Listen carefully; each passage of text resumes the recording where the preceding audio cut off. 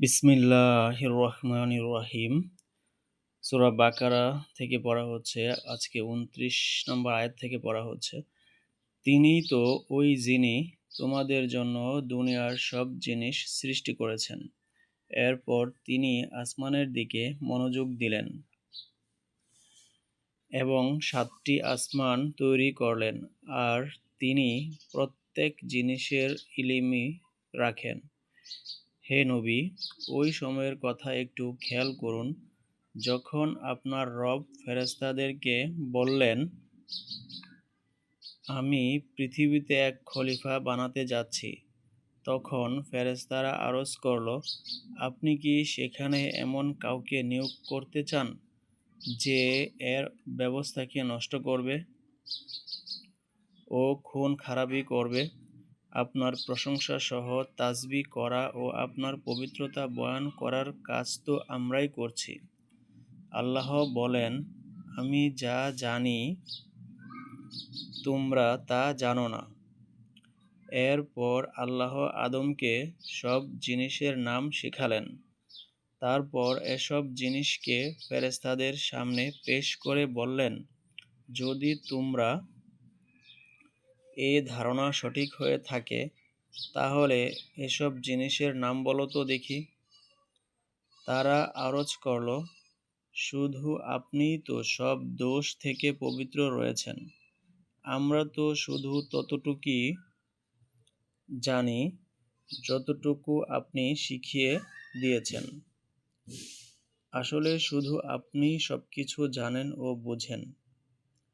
তখন আল্লাহ বললেন, হে আদম, তুমি এসব জিনিসের নাম তাদেরকে বলে দাও।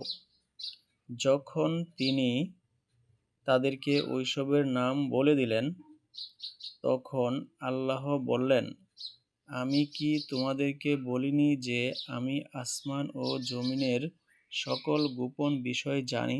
তোমরা যা প্রকাশ করো তাও আমার জানা আছে, আর যা তোমরা গোপন রাখো তাও আমি জানি।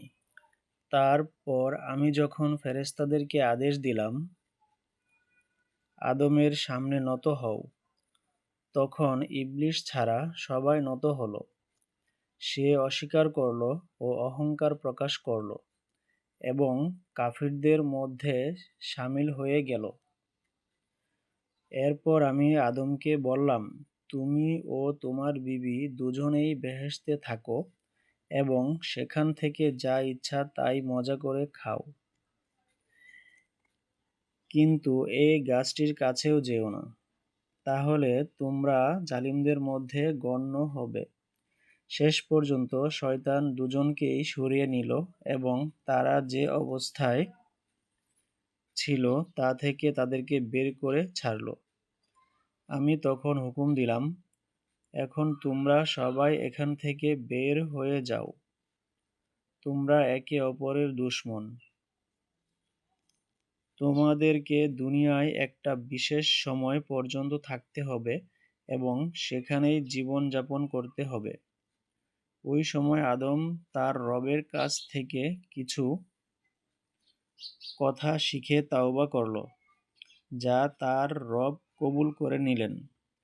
নিশ্চয়ই তিনি বড়ই ক্ষমাশীল ও মেহেরবান। আমি বললাম, তোমরা সবাই এখান থেকে নেমে যাও।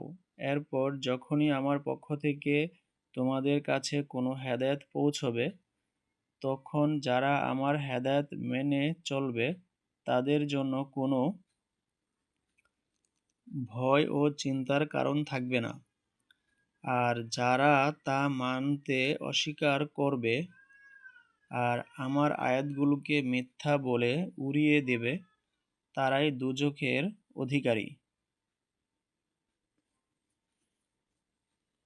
সেখানে তারা চিরকাল থাকবে।